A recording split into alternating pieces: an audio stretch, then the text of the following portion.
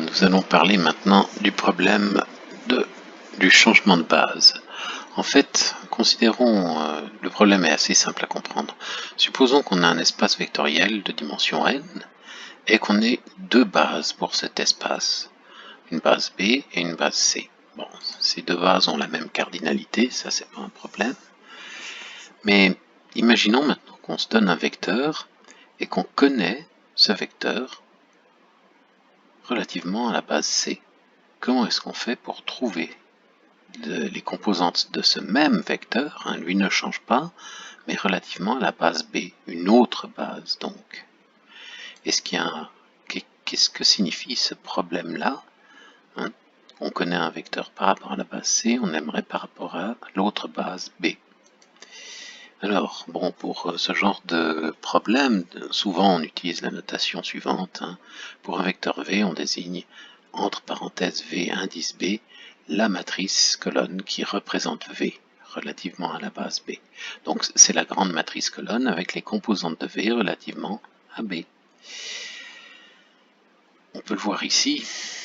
En fait, notre fonction phi B qui aux composantes fait correspondre le vecteur, on aimerait obtenir le vecteur V de ce côté-là, et bien V entre parenthèses B, c'est cet objet ici.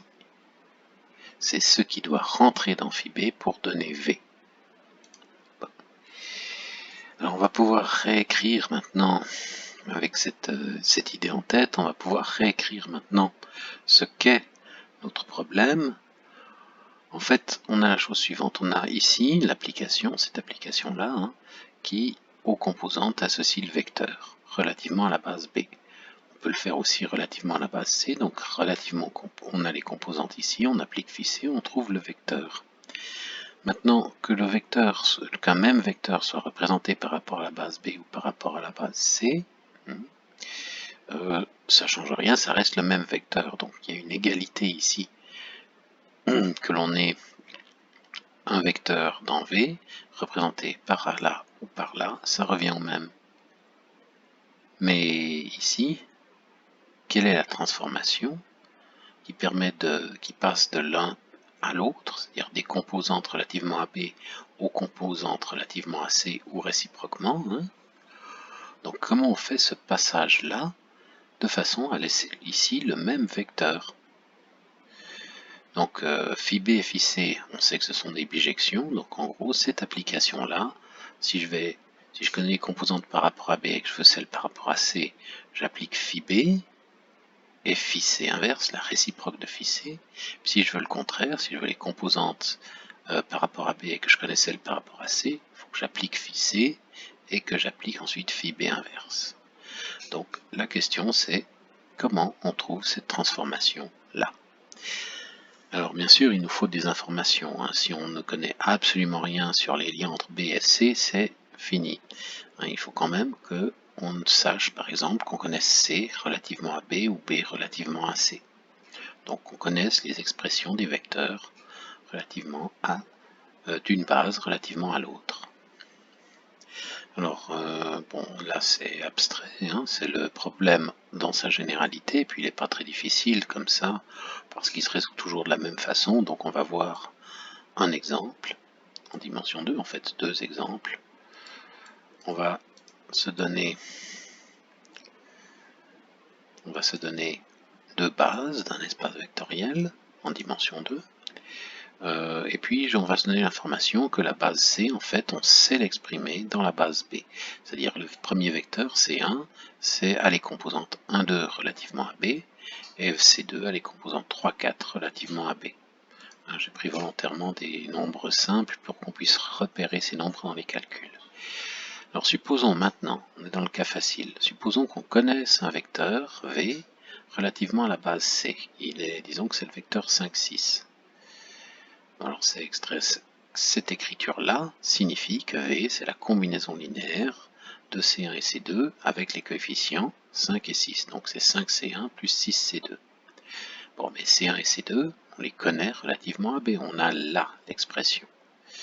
Donc on peut remplacer, tout simplement, C1 relativement à B c'est ça, C2 relativement à B c'est ça, Puis là, c'est un bête calcul de composition, de combinaison linéaire de deux vecteurs. On fait le calcul. Donc 5 fois 1 plus 6 fois 3, c'est la première composante. 5 fois 2 plus 6 fois 4, la deuxième composante, toujours relativement à B. Et ce qui nous fait 23, 34 relativement à B. Donc notre vecteur V, qui était 5, 6 relativement à la base C, est 23, 34 relativement à B. Alors plus généralement, pour ceux qui connaîtraient le calcul matriciel, ce qui est la multiplication ligne par colonne, n'oublions pas que ceci c'est une colonne en fait, c'est la colonne, pour cet exemple c'est la colonne 5, 6, et dans le calcul matriciel, ce calcul-là peut s'écrire 1 fois 5 plus 3 fois 6 pour la première composante, 2 fois 5 plus 4 fois 6 pour la deuxième, c'est le calcul, c'est le produit ligne par colonne, produit licorne. Donc nous avons là une façon de calculer pour n'importe quel vecteur, enfin c'est si vous voulez, c'est un moyen mnémotechnique, prenez-le comme ça, de désigner tout ce calcul là, mais ce n'est rien d'autre que ça, rien d'autre. Bon, ça c'était le cas simple où on connaît C relativement à B, puis on connaît V relativement à C, du coup on connaît V relativement à B. Alors le cas plus difficile, c'est par exemple si on a un vecteur relativement à B qui est donné et on aimerait l'avoir relativement à C. Donc, on va se donner un vecteur W qui lui s'écrit 7, 8 par rapport à B, et bien sûr, il a une écriture par rapport à C, mais on ne la connaît pas, cette écriture. Donc ce qu'on peut faire, c'est se placer dans le cadre du calcul précédent. Si on connaissait ces composantes AB relativement à C, on pourrait écrire la chose et on obtiendrait ce calcul-là. Donc A fois 1 plus B fois 3, A fois 2 plus B fois 4, relativement à B, et ça doit être égal au vecteur qu'on a donné, donc au vecteur 7, 8 relativement à B. Ces deux quantités doivent être les mêmes. Et on se retrouve bêtement à résoudre un système de deux équations correspondant aux composantes à deux inconnues, correspondant aux composantes. Donc les deux équations correspondent aux composantes du vecteur relativement à B et les inconnues correspondent aux composantes du vecteur relativement à C. Donc on résout ce système, c'est très facile. À la deuxième, on soustrait 2 fois la première, ce qui nous donne ça. On divise par moins 2, ce qui nous donne ça. Puis à la première, on soustrait 3 fois la deuxième, et ça nous donne la solution. Ainsi, W, c'est moins 2, 3 relativement à C. Bon, mais là, vous voyez qu'il faudrait résoudre ce système pour toutes les possibilités d'avoir des coefficients relativement à B ici. Donc en gros, on faudrait faire le travail pour chaque vecteur. Alors est-ce qu'il n'y a pas un moyen de le faire tout le temps, une fois pour toutes? Ah oui, tout à fait. En fait, on peut résoudre ce système de la façon suivante, en écriture matricielle. Donc ici on a la matrice du système, et ici on a les composants, la partie inhomogène du système. Alors qu'est-ce que ça veut dire? Si je me concentre juste sur la première colonne, on est en train de résoudre le système pour ici le vecteur 1, 0, et pour la deuxième colonne, on se résolverait le système pour le vecteur 0, 1. Comme tout s'écrit comme combinaison de ces deux choses, si on résout ça, on a tout résolu. Donc on résout le système, deuxième moins 2 fois la première, pouf, on divise par moins 2, hop, K. Ensuite, à la première, on soustrait 3 fois la deuxième, donc on a fait exactement les mêmes opérations qu'ici, rien d'autre, et on tombe là-dessus. Alors ça veut dire que si je connaissais les composantes pour ce vecteur W, que moins 2 fois 7 plus 3 demi de 8, ça devrait donner la réponse, ça devrait donner la première composante. C'est le cas, moins 2 fois 7, ça fait moins 14, plus 3 demi de 8, 3 fois 4, 12, moins 14 plus 12, ça fait moins 2. Et pour la deuxième composante, 1 fois 7 plus moins 1 demi de 8, donc 7 moins 4, 3, c'est bon. C'est vraiment la bonne transformation à appliquer. Et si on l'écrit maintenant en termes de calcul matriciel, ça nous donne ça.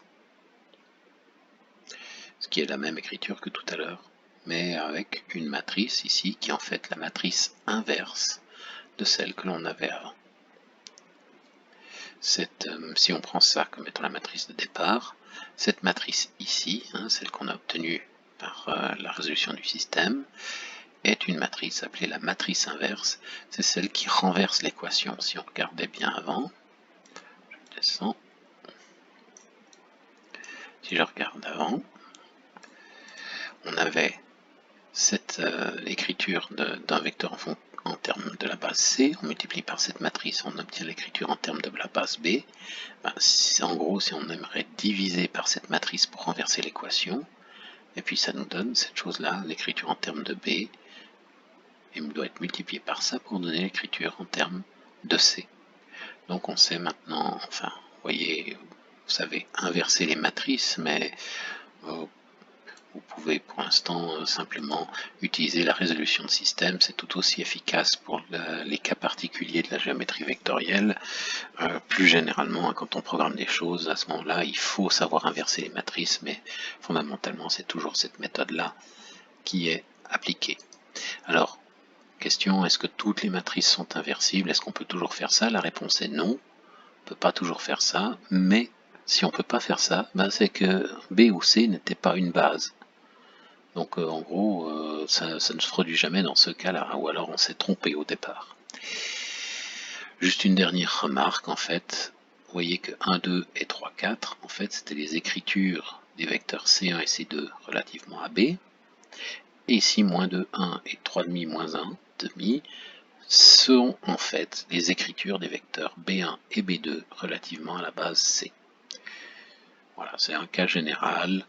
Ceci est étudié plus profondément, c'est approfondi quand on étudie l'algèbre linéaire. Donc c'est pour un autre cours. Merci, bonne soirée.